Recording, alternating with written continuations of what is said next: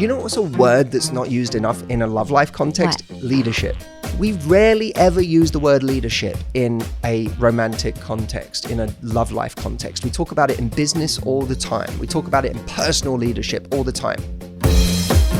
You're listening to Sex with Emily. I'm Dr. Emily, and I'm here to help you prioritize your pleasure and liberate the conversation around sex. Today's episode is really special as I get to talk to my friend Matthew Hussey. He's a return guest on the show and a leading dating expert and confidence coach who, quite frankly, is loved by everyone because honestly, he is the real deal. And he has a new book out, Love Life, How to Raise Your Standards, Find Your Person, and Live Happily No Matter What. We get into so much that we had to split this episode into two parts. We talk about what we have in common with dolphins, how this one text message changes life, why we need to learn the difference between our intuition versus our instincts, and how our own beliefs and stories get in the way of finding love. Please rate and review Sex with Emily wherever you listen to the show. It really helps get the word out to help more people. My new articles, 7 hot threesome positions, and want to improve your sex life? Use these sex scripts are up on sexwithemily.com. All right, everyone, enjoy this episode.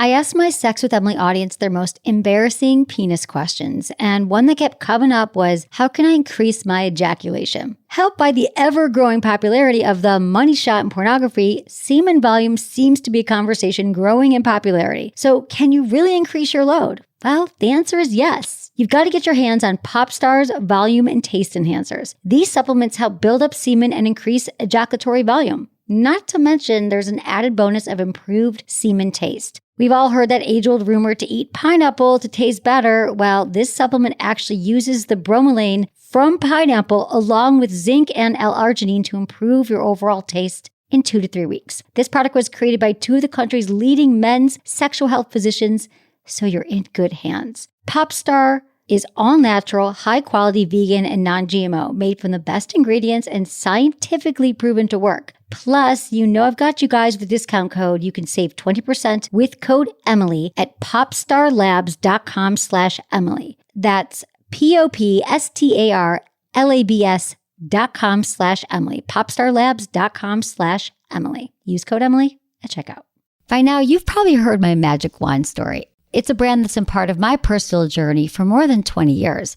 But no matter how many times I sing Magic Wand's praises, I'll never be able to fully capture the story of this incredible brand.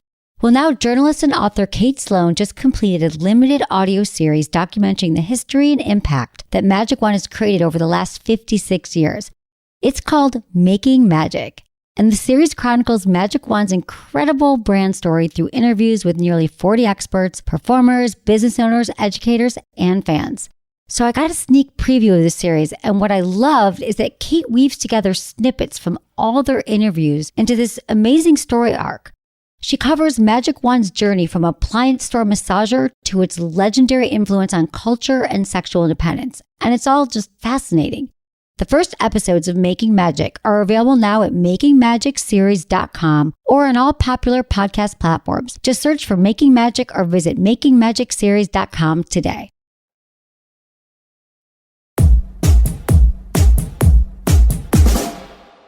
Today, I have the pleasure of having my friend Matthew Hussey on. He's not only a best-selling author, speaker, and coach who helps people build confidence and build relational intelligence, but he's someone who's been on this journey to really understand how to truly be happy and thus find our person. I really respect his work. He's authentic, and it's been so inspiring watching him evolve both personally and professionally. What I love is that he shares the good, the bad, and the ugly of his life road trip and gives the rest of us hope that we too can be the person we want. He's so talented. I love listening to him, and such a wonderful coach and friend, and I couldn't wait to have him on again to talk about his new book, Love Life, How to Raise Your Standards, Find Your Person, and Live Happily No Matter What. If a title is worth 1,000 words, I think we all know this book will be flying off the shelves. Welcome to the show. That was so lovely. Oh, Thank I love you. seeing That really means a you. lot coming from you. You and I have had this friendship that we've now seen each other sort of through different seasons. Mm-hmm. Like it's been long enough now that Like you've come to my house, I'm in your place. We've like seen you through a book. You're now seeing me through a book. I know. And this is what I love about what you do is I've actually really experienced your coaching, being part of your community and doing the talks at your house. You're just so passionate and you really care and you're really in there to help people. Like you're in it to win it for people. You take the time and you're patient and thoughtful. Oh, I thank you. I've been doing this for 17 years now, which is kind of crazy. And just seen up front how hard things are for people. I've experienced some of it myself in different ways in my life. And I've seen the pain that people go through. And I think a lot of what I see out there doesn't necessarily fully acknowledge how much of a struggle it really is for people. Yeah, for people to find. Well, now I love to not only find, to date, but to find love. To find love, to be single, to be... All of it.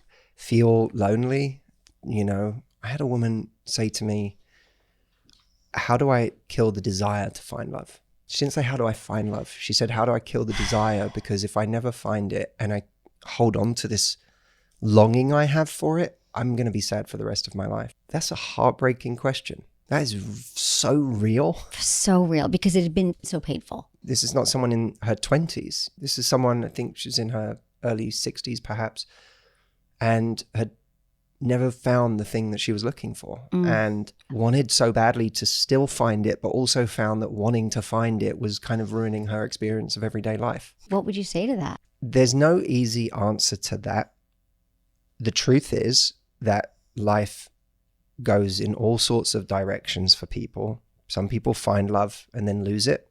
You know, they find this person that's the love of their life and then life takes that person from them. Some people have amazing, passionate love affairs that never last. Some people struggle to find a person in the first place. Some people go most of their lives feeling invisible, and that's real. What I said to her is that pain, because what she's feeling is at its core pain, and that pain has kind of a physical component. You lay in bed and it's whatever time it is, and the thought pops in and you think, I want to meet someone, and I still haven't met someone, and it's never happened for me, and you think about that and you feel lonely and you feel this pain of loneliness. But that pain is accompanied by a lot of story. We all love the stories, and the right? story around it takes what is a very physical pain, you know, whether she felt it in her chest, her throat, her stomach. There's a place that she feels that pang of loneliness. But then there's I struggled with chronic pain for many years and physical pain, and it ruined my life for a long time.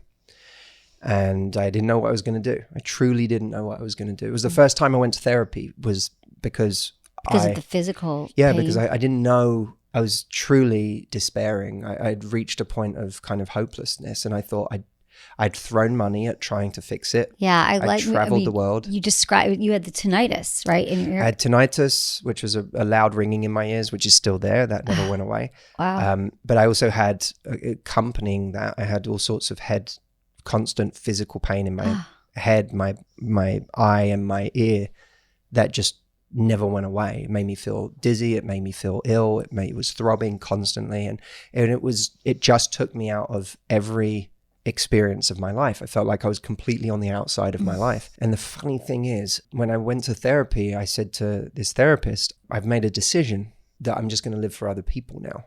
I'm going to live for my family. I'm going to live for my team. In my company, I'm going to live for the people that I coach, because I know I can make their lives better, but I don't enjoy my life anymore. Even what should have been joyous moments with family at Christmas. And I remember one Christmas Eve where I was in our local town and we was in a coffee shop, and I got really agitated with my brother over nothing. I remember feeling this sense that something's really wrong. Like, I'm really angry at my younger brother right now. I'm picking a fight. And then I looked at my mom and I said, I got to go home. Like, it was Christmas Eve. Yeah. I can't tell you, Christmas is a big deal in our family. Yeah, we love it. We make a big deal out of it. It's the happiest time for us. And I said to my mom, I have to go. I got up out of this coffee shop. As I left, someone like cut across me and like, you know, kind of like, and I like felt myself get so angry, like wanting to fight this person angry.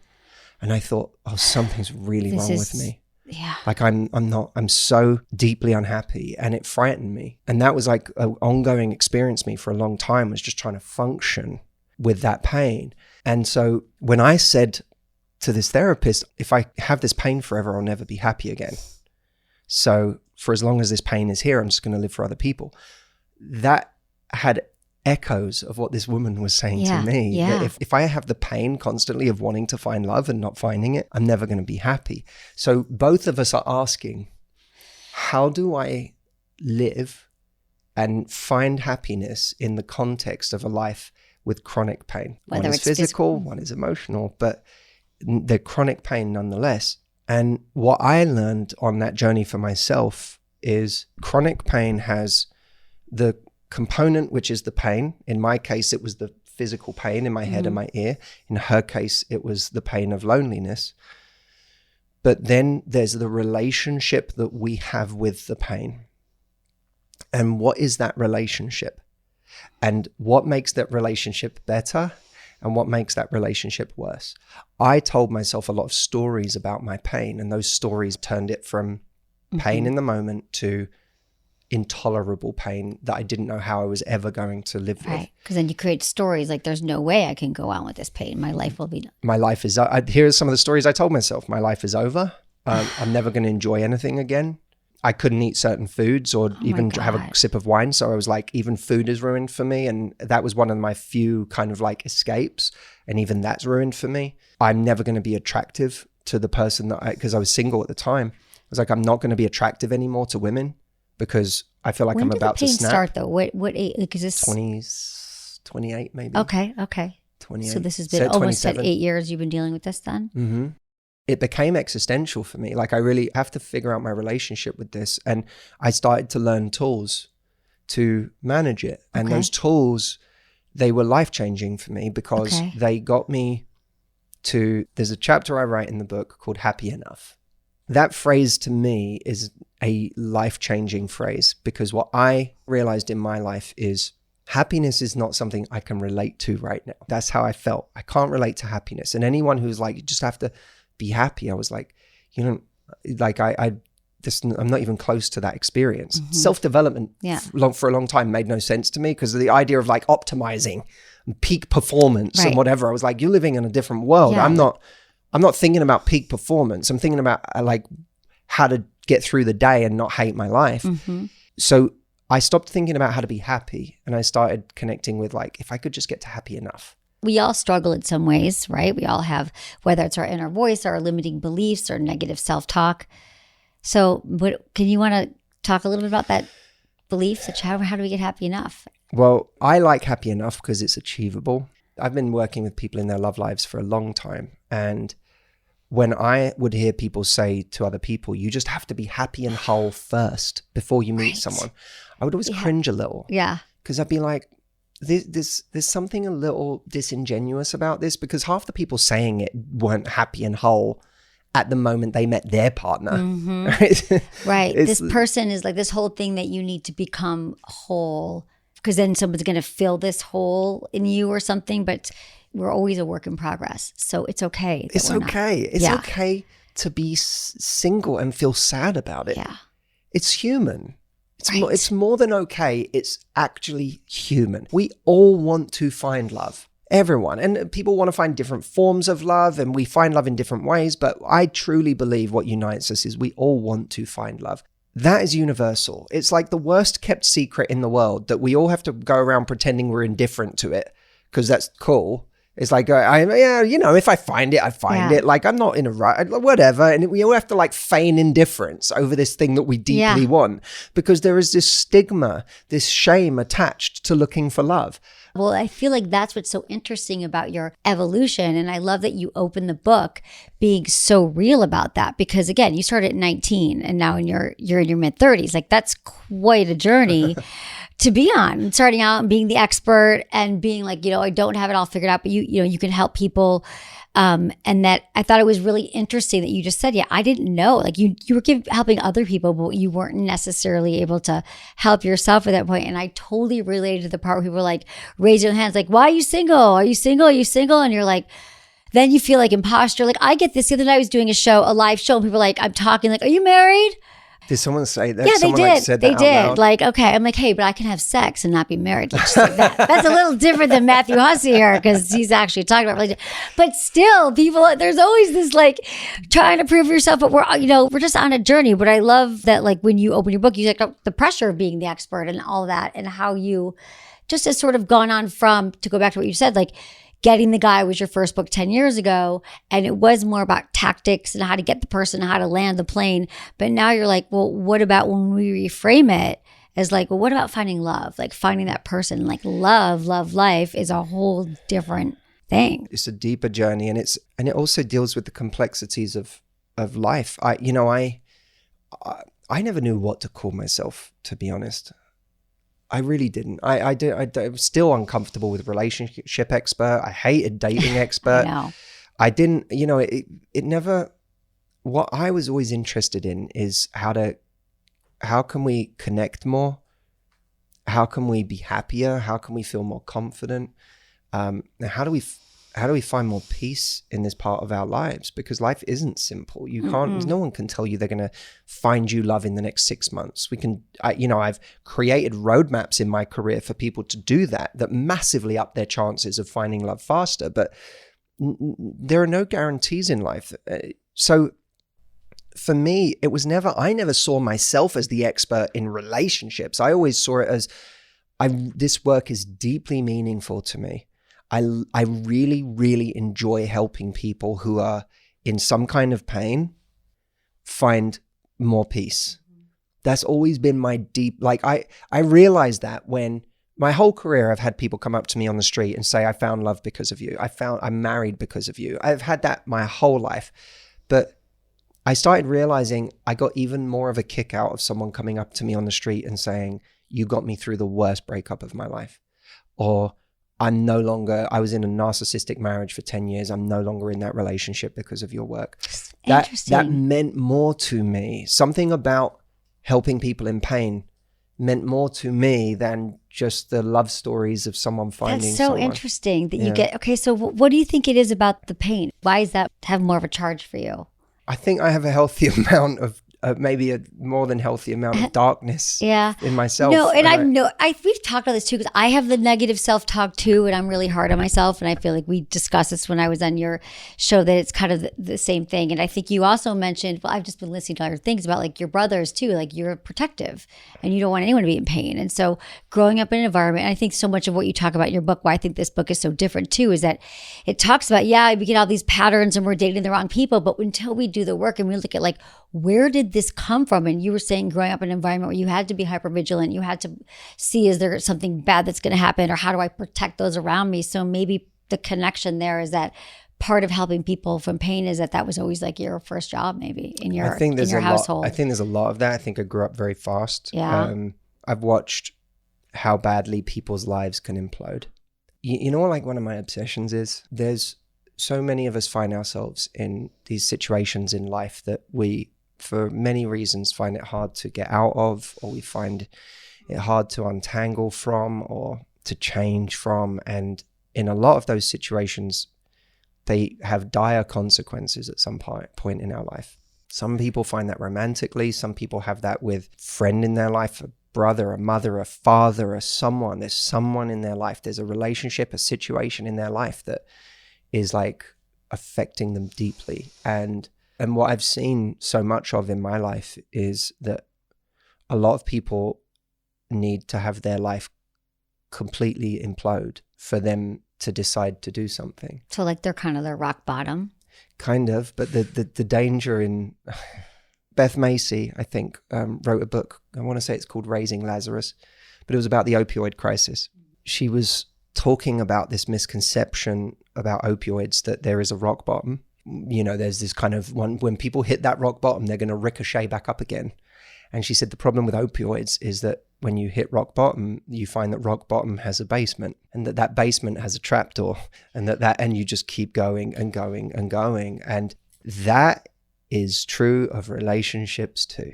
When I'm in one of my events and a woman stands up and tells a story of a guy she has been seeing, or a guy she's with, or a guy she's married to or was married to, or whatever, there'll be moments in the story where everyone hears the detail and says, and that was the moment you left. And then she doesn't say that. She says, and that was 5 years ago.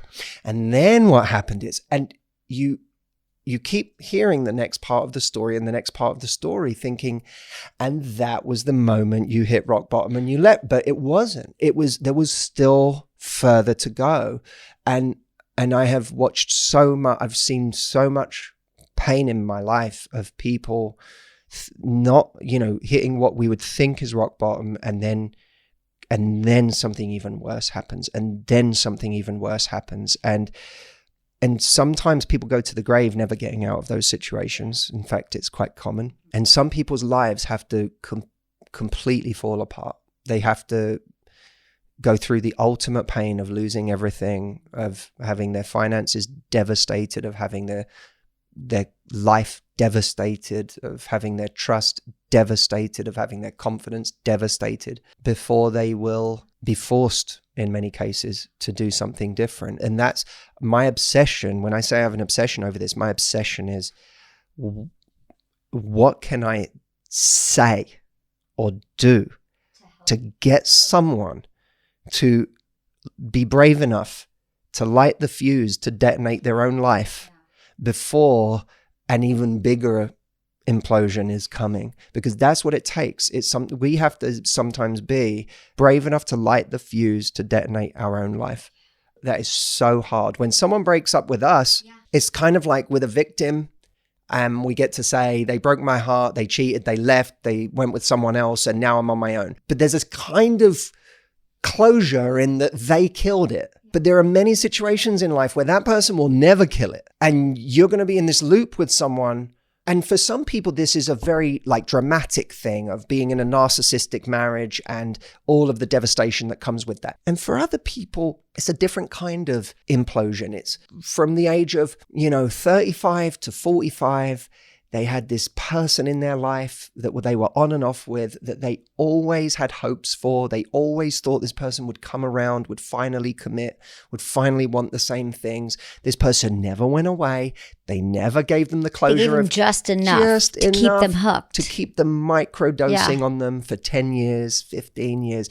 And then all the while, this person deep down is like, my ultimate dream is to have a family. And then as it does, the year comes that's no longer possible.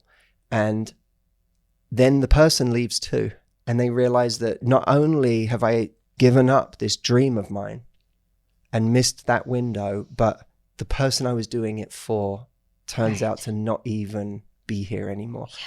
That's another kind of pain. Implosion. So these are the kinds of things that this book is dealing with. We just got right into it. It's like the book is like, it's sort of like if you've been in unhealthy relationship patterns, if you've been suffering, either you're the one who's broke up with someone or you're the one who does the breaking up, it's suffering all around. But I love, what was your implosion moment? Because you do talk about how you went from being less vulnerable, because for so many, and then you grew into being the vulnerable man that sits before me today.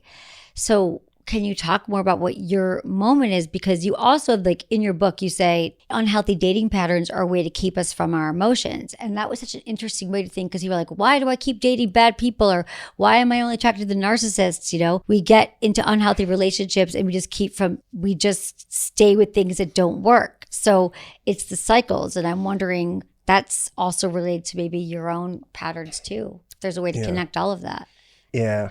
I've had, I think, a few implosion moments, and some I've talked about publicly, some I haven't. I think for a long time I was running in a certain direction very fast, and things were working on the surface, and that masked a lot of things that weren't working. In relationships. Or even in life. I was winning.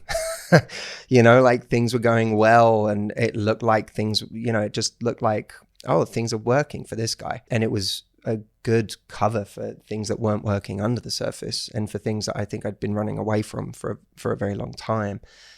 I think one implosion moment for me was getting to my late 20s and realizing, this was even before my chronic pain. And some would argue it has something to do with it. But I realized I'm not feeling how I'm supposed to feel right now.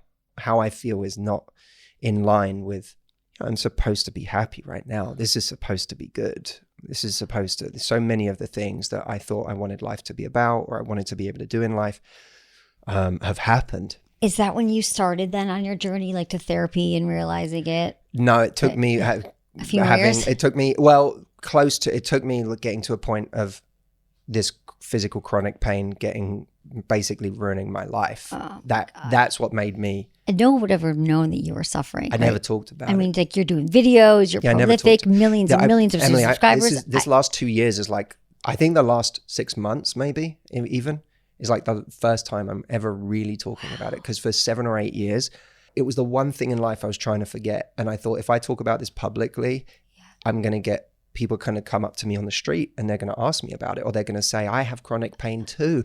Yeah. And I was like, I can't take it. Yeah. I spend my day, 24 hours a day, I spend trying to forget this. If people start coming and reminding me of it, or trying to give me like, try this thing for it, try this thing. Yeah, if that happens, I'm going to snap. So I was like, I couldn't speak it anywhere because I was so afraid of it suddenly becoming something that people talked to me about. And the last thing I wanted in the world was people to talk to me about it. I truly couldn't talk about it without breaking. And that's what I mean by happy enough, by the way. Because I got to happy enough, I was able to then make an impact. I couldn't make an impact with this thing when I was in the dark place that I was in all the time. So that was a big moment. So you still have the pain though when you're managing it, but this, right? I changed some things about my life. I changed some things. I started looking at some of the chronic stresses in my life, some of the situations in my life that were chronic stresses. And I started to do things I hadn't ever been able to do and remove certain things. And that had a profound impact, weirdly. I mean, I never would have believed in that mind-body connection stuff in the same way that I do today. I truly saw that as almost like the woo-woo side of things, and I'm having an allergic reaction to anything that I consider to be kind of out there and woo-woo. But like, it was truly apparent to me that, oh my God, so much of this is to do with stuff I haven't been dealing with and situations I haven't been dealing with. And now the ringing in my ears I still have. We still have. But the other stuff is by doing the work, whatever it is, body work. That could be a whole another show. Yeah. But going back to happy enough, that's also related to your never satisfied, which I also love. Is that what is never satisfied? The journey of being like, we're never going to get there, right? We're never same kind of condition, right? Yeah. There's never enough to climb. That was for me. I got to a point being single where I was like, the way I'm doing my love life is broken. Something's not working about it. I am, going about it in a very dopaminergenic way. I'm not, I had come out of a relationship where I was anxious all the time and where I was like. That relationship brought out your anxiety. Oh, for sure. Before that, Yeah. I've always been anxious. Okay, right. Let's be clear. No. But long before I even knew what anxiety was, I look back now and I'm like, oh, I've been anxious for a long time in my life, but I never called it anxiety because if you'd have said to me at 25, you have anxiety, I'd have been like, no, I don't. What are you talking about? I don't identify You didn't normalize it then. But I didn't. I've had anxiety my whole life. That's been my constant challenge. And so I think for a long time, I chose relationships that made me feel like it never brought that out. And then, I think I had a relationship where I felt very anxious and I was very much not in the driving seat. And I thought, this is good medicine for me. Like, I need this. But I took that way too far. Okay. You're like, this is great. This is something new. Now I'm the anxious one, but no, this isn't right either. Because the pendulum swung too far the other way where I had no safety. And I felt completely at the mercy of this relationship, and I lost myself and I detached from the things that were important to me and the things that made me me, and I started to feel unimportant. I started to feel like I'm, I lost my confidence. I lost myself. I was like, God, Which is so not you. Not me. And people around me at that time felt that it wasn't me. And they were like, oh, our Matthew is not happy. And for me, I was so in it at the time that I couldn't connect to the fact that everything I told people not to do when I was coaching people was what I was doing in this relationship. How you're doing, but you're like, I know, like I sometimes am going through things and my friends will say to me, what if I called into your show, Emily? What would you tell me? You know, and I have to think like, I do have the right answers here, but sometimes just because we know all the answers or we know what to help other people, it's just a lot harder to help ourselves, which I think is a lot of what you're sharing now. And everyone has their thing. I think of it as the wall. You know, I talk about it in the book. There's a race car driver, Mario Andretti, who said his tip for race car driving was, don't look at the wall. Your car goes where your eyes go. And that metaphor for me has always stuck, because I realized oh my God, I keep crashing into the wall. Like, one of the things that for me has been hard my whole life is trusting people. And there's reasons for that. And I have deep history with that. But it's like, I really struggled to an extent that I didn't even realize until in the last few years, but I really, really struggled to trust people. And that has affected me my whole life. It's affected my friendships.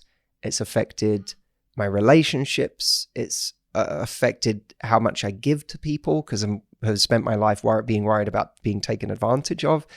And that's why we do that, just to explain that. Like, I think this is, again, why it's similar. Like, we give to people, healers, basically helping people, but so we're not getting taken. Like, if we give, we won't be able to be taken advantage of. Right, because that's not a relationship where you have to worry about that. Yeah. I realized how much I struggled with trust, and that was the wall that I just kept crashing into, because I kept, if you focus on the wall all the time, you'll find it. You'll find that thing, and you'll find the person who's untrustworthy. You'll find the situation where you gave more than someone else did. You'll focus on that, and you'll say, "See, this isn't why I don't do this."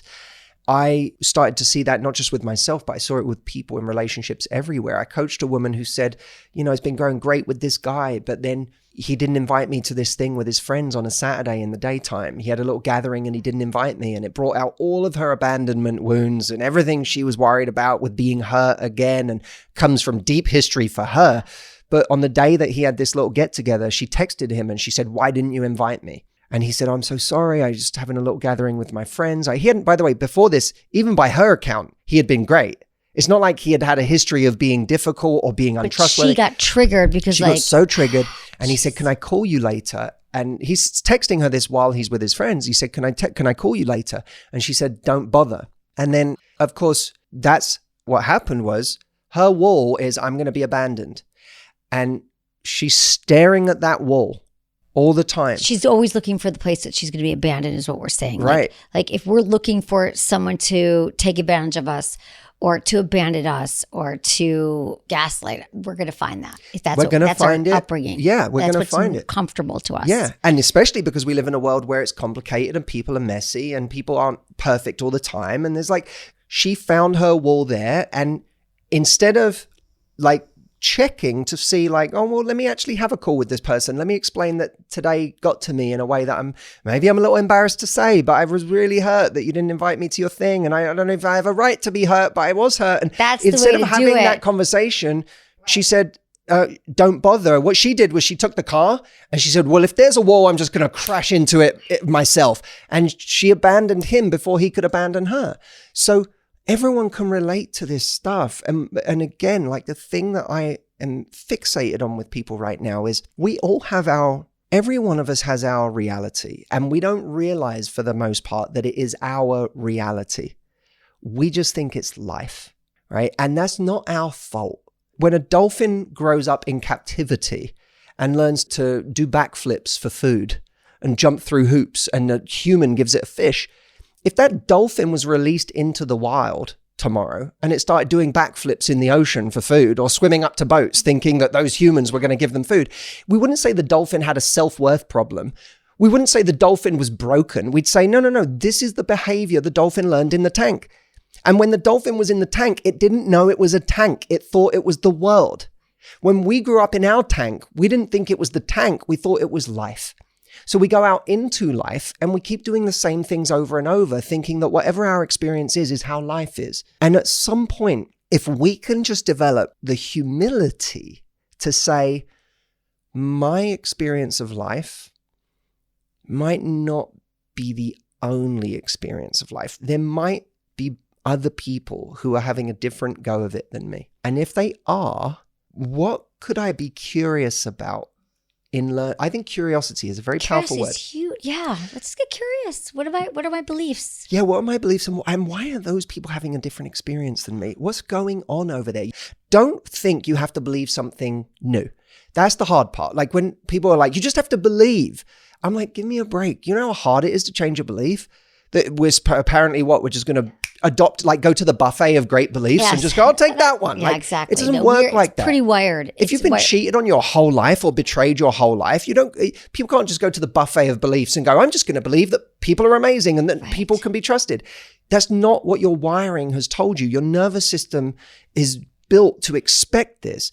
So what we can do instead is just get curious. I remember I grew up, and because of my trust issues, jealousy was like a thing for me. I would get jealous and I would like look for ways that I was going to get betrayed or that I was going to, and I remember I had people in my life that didn't get jealous, who were in healthy relationships. And I'd be like, what? I would sit there and I would ask them dumb questions. I'd be like, so wait, what would you, if your partner was doing this and whatever, what would you do? And they would tell me their answer. And I'd realize they thought completely differently about it. And I'd go, oh my God, they have a relationship I value. I admire these people. And when they get to that junction, I go left and they go right. Yeah. What if I went right? Yeah. Just to use that example, jealousy isn't my trigger. I haven't had that a lot, but I know that people do. So I'm always so, aren't you jealous? Don't you worry? And I don't know why, because my tank I grew up in, that wasn't part of it. Like sometimes I think people have jealousy because like their parents were jealous, or the mom was always like, you better watch out for that neighbor. They're going to steal your husband or your partner. Mm-hmm. And I never just had that. For whatever reason, everyone in my family was out for themselves. So, it is interesting to look at, I don't have to live in this way just because I have jealousy or I have trust issues or whatever it is. Like what you talk about is that we are not set, like just because it's the way it's been, or we always date these kind of people, we are part of that problem or that pattern. And so if you talk about retraining our instincts, right? Like our instinct might be to do one thing, but we can retrain ourselves, right? That's to exactly think right. another way. Is that? Yeah, there's we have to start seeing our instincts as just the survival instincts we learned. They're not the truth, and that doesn't make them the best instincts we could have. It's, whenever I hear like trust your instincts, I'm like, yeah. It's a hard one for me too. I'm like, how do I know? Is it my thought? Is it my obsession? Am I anxious? Well, I would say that it's a better phrase to say trust your intuition, but the problem is most of us aren't in touch with that. That's the thing. What we have is instincts, and our instincts aren't as trustworthy. No. Our instincts are what we learned to do to survive in the tank. What we learned to do to survive in the tank, it might have been a really weird tank. Yeah. And it might have been like, those aren't good survival skills if you want a healthy relationship. So you have now people who someone pulls away from you and stops texting you, and your instinct is to text them twice as much. That's a bad instinct.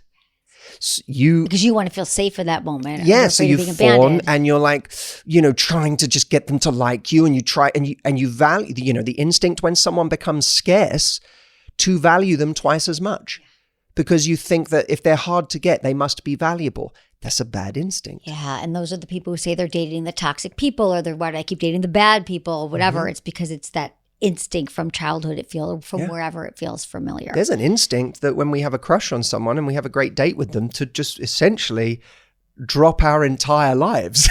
Right, Go, exactly. I don't need those classes. I don't need this job. Right. All I need is to hole up in a love nest with this person. Because it feels so good. Yeah, we gotta normalize all those feel-good hormones too that are going on that also aren't real. It's very hard. It's very tricky. Right. How do we become the person to attract the person? Like, how do we be the person we want to find? Like, that's the bigger picture. Are you saying like we got to work on all of our stuff? Like, how do we do that? Like, do we have to become the person? Well, I think that I'm a big believer in no one will value you if you don't value yourself. And valuing yourself is an interesting thing. You have to start, most of us go through life looking for the world to tell us what our worth is. And it's completely backwards. We have to tell the world what our worth is. It's not, don't wait for anyone to tell you what you're worth. They're waiting for you to tell them. And the way you tell them is by having standards and boundaries, things you will and won't accept, behavior that you want to be around. And if you don't get that behavior, you stop being around that person. And a huge part of that comes from, you go, well, where do standards come from? How can I be brave enough to have standards? How can I develop my self-worth to the point where I can actually have standards? We'll be back with more Matthew Hussey after the break.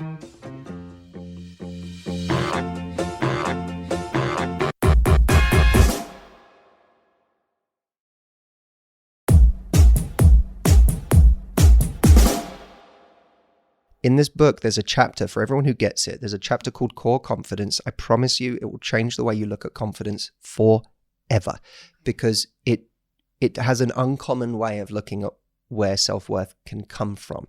A lot of us, when you think about self-love and you say to people, why should you love yourself? Mm-hmm. People will say, because they'll start coming up with reasons, like logical reasons, like, well, because I'm a good person and I'm kind and I take care of people and I go out of my way for people and I'm a good person to my family and I work really hard. And they come up with all these reasons. And I always think that's a trap, because if you think you need all those reasons to love yourself, then what do you do when you're none of those things? Yeah. What do you do when you have a bad day? What do you do when you're a little selfish? What do you do when you screw up? Are you not lovable then? So we have to have a more robust system for loving ourselves. It has to come from something much more fundamental. Now, what is that thing? I believe we don't need to think we're special in order to love ourselves. That's the mistake. We think in order to love myself, I have to start telling myself I'm special. And it's really hard to believe you're special, because guess what? We're 1 in 8 billion people on the planet. Like, none of us are that special. Right. We all want to be special, don't we? We all want to be special, but our brain logically goes, you're 1 of 8 billion. Yes. And there's lots of people who are really good at shit, and they're really good looking, and they have loads of great stuff going for them. And they have, we don't feel that special. So we go, well, how can I love myself? I really don't feel special in comparison to everyone else. It's the wrong way to look at it. The right way to look at it is this. Out of 8 billion people on this earth, you are the only person out of those 8 billion who is responsible for the human that is you. Mm-hmm. You're the only one who has custody of that particular human being. And if you look at it that way, what you realize is your whole job in life is to give that human the best life you can. It's not to judge this human. It's not to look at what this human has in relation to other humans. It's kind of pointless when you realize I can't exchange my human. So if I can't exchange my human for another human, it's irrelevant. My only job while I'm here is to give this human the best life I can. And it's a bit like, when you ask a parent, why do you love your child? They don't say because they did well in English class yesterday, or because they were really kind today. They say, what are you talking about? They're my child. Right. And you're saying, so I love this reframe. It's like, we are our own children. We love ourselves like we love our children. Like, we shouldn't even have to. And if we could give ourselves that kind of love, or even like you say, we don't have to always like ourselves, but we should love ourselves. But it's okay if some days we don't like ourselves. You don't have to like yourself to love yourself, because loving yourself is not a feeling. It's your job. It's our job. No one else is going to ever care for us the way that we do. But yet we can be so hard on ourselves and we keep pushing ourselves, but literally it's our only job. And of course, if we have kids, we're a better parent. I really enjoyed that point, because it's like, if we really think of it that way, it's like the whole putting your own oxygen mask on first. I think people have kids sometimes like, well, that's the great love, but then we're still hard on ourselves. Yeah. So to say, no, my job here is like, I have to love myself. Yeah, I love myself. Don't sleep on the job. Yeah. Don't leave your post. Where have you been? This human human is suffering. Yeah, your job is to take care of this human. And if you wake up tomorrow and you go, how do I give this human the best experience of life today? How do I take care of this human, nurture this human, stand up for this human today? What would I do today if I was trying to give this human the best life possible? We will make a lot of different decisions to the ones we made yesterday. Suddenly that toxic person who's coming in and out of your life, you'd be like, I'm never fucking texting that person again. Why? I'm not letting this person near my human. How have I let this person be near my human for the last 5 years when all they do is poison them? And that's like getting them out of their tank. They don't deserve it, still loving themselves, right? Like it's like when people go cold or they ghost or they blame themselves. You spend a lot of time talking about how we, in the book, about how like we like don't even try to investigate why you got ghosted. Like you don't even need to go down a road and say like, maybe this happened, maybe that, but like you'll probably never know. But number two, it's probably not even about you. And just move on, right? In a way, like I just think we have to get good in life at giving ourselves closure. You're not closure's kind of bullshit. Closure's not coming from the outside. And there are some people who will intentionally never give you closure. You know why? Because they want to leave the door open so they can come back. So of course they're not going to give you closure. Why doesn't someone give you closure when they ghost you? Because they might want to come back. So they're not going to give you closure. They're not going to say, I'm not interested. Because then you might not respond when they reach out again. But if I ghost you, I confuse you. And then when I come back 4 weeks later and say, what's up? How are you? I'm relying on the fact that you're confused and that you're not going to speak up for yourself. I'm relying on the fact that you're going to go along with this weird situation and pretend it's okay and just see me again. And that, by the way, that's what's happening in dating all the time. You're talking to someone every day, and then for 2 weeks they go cold, and then 2 weeks later they message you and say, what are you up to tonight? They're relying on the fact that you are going to think that it's weak for you to admit that that hurt you, or that that was strange behavior to you, or that that's not enough for you. And that instead you'll think that the cool thing to do is feign indifference to their behavior. So you'll now come back, instead of being like, I'm not going to tell them that this has affected me. Instead, I'm just going to be cool. So they send you a message and say, what are you up to tonight? And you go, I'm just seeing friends. What are you up to? And they're like, cool. You've just tacitly approved this entire dynamic. We think that we're holding the power by mirroring their bullshit behavior, but instead we're enabling this bullshit behavior. We're approving it. I love this. So by not pointing it out. Because we don't feel, because we try to play it cool. Like, oh, no big deal. But what the right thing to do there would be like, thought we were having a good time, whatever, not cool, have a nice life. Shine a giant light on the elephant in the room. Yeah. Don't let there be an elephant in the room. Shine a light on it and be like, you know, that thing's weird, isn't it? Yeah. We were having a good time. I didn't hear from you for 2 weeks. Now you're texting me again. Like you have to be willing to shine a light on it. Yes, we have to. Mitch Albom said, if you don't like the culture, don't buy it. Create your own. Create your own. I love it. And in our love lives, we have to start, you know what's a word that's not used enough in a love life context? What? Leadership. We rarely ever use the word leadership in a romantic context, in a love life context. We talk about it in business all the time. We talk about it in personal leadership all the time. Not many love life books talk about leadership, but leadership is the ability to lead with your culture. We have to go from mirroring to modeling, mirroring other people's culture and the behavior they bring to us, to modeling the kind of behavior we want to see from someone else. So we lead by being it first. And I'll tell you right now, this is people I'm sure will be tickled by this. When I was dating my wife, Audrey, I was the guy for a minute who left. I went back to America. We met in London. I went back to the States and I was like, I can't do this. I can't do a long distance relationship. And we were dating at the time. We weren't in a relationship. But gradually she started to feel me pull away. And it got to the point where I pulled away so much that it was like there was nothing there anymore. I then sent a message to her, and I roll my eyes at it now, but I sent a message to her saying, I miss you. And this was after like a couple of weeks of no contact? Nothing, Barely. not trying, Okay. like very bare minimum. Now, if she was mirroring me in that moment, she would have been like, I miss you too. How are you? It's been like, what's going on? She didn't do that. I want to know what I'll she tell did. you, she modeled the culture she Love it. wanted to see. She sent me a message and she said, hey, I hope you're well. I don't really know what to say when you send me a message like this. We haven't really been that close for a while now. And rightly or wrongly, this message comes across as a bid for attention. Ooh. It was one of the most brilliant, brave, leading messages that I've ever received in my life. And if you look at the language of that, everything about it was powerful. Firstly, she's still warm, right? If you look at the best, people who have the best standards, who are really grounded in them, lose their warmth and their kindness when they're having a standard. They can maintain all of that beauty at the same time as having a standard.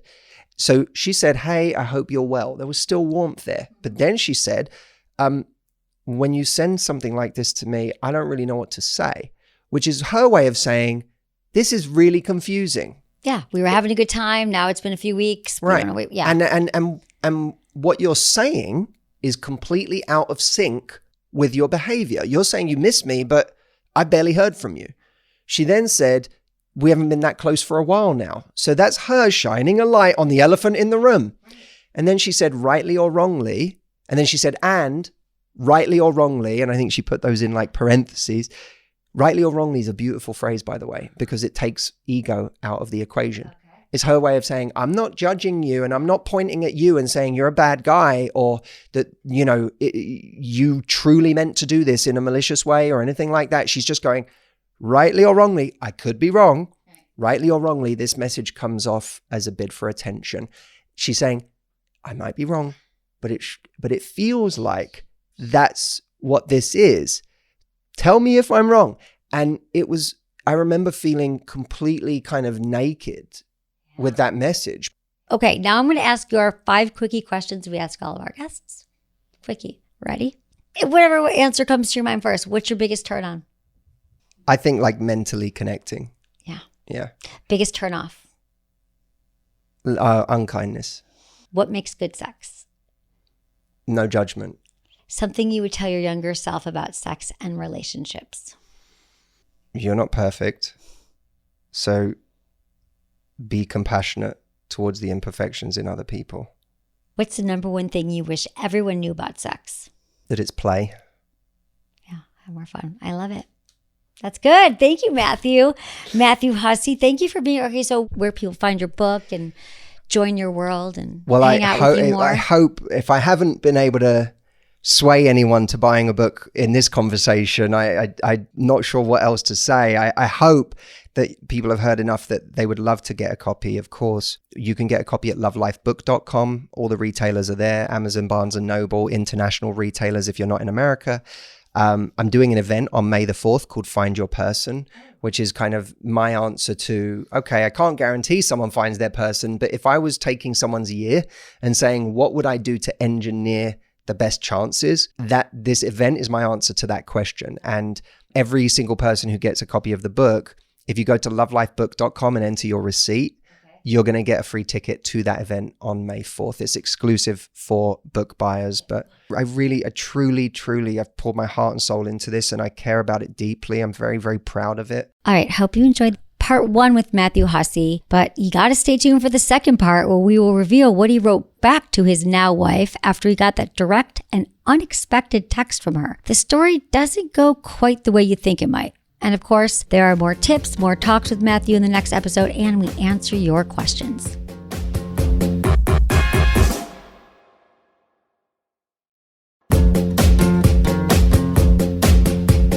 That's it for today's episode. See you on Tuesday. Thanks for listening to Sex with Emily. Be sure to like, subscribe, and give us a review wherever you listen to the podcast and share this with a friend or partner. You can find me on YouTube, Instagram, Facebook, and Twitter at Sex with Emily. Oh, I've been told I give really good email. So sign up at sexwithemily.com. And while you're there, check out my free guides and articles for more ways to prioritize your pleasure. If you'd like to ask me about your sex life, dating, or relationships, call my hotline, 559-TALK-SEX. That's 559-825-5739. Or go to sexwithemily.com/askemily. Was it good for you? Email me, feedback@sexwithemily.com.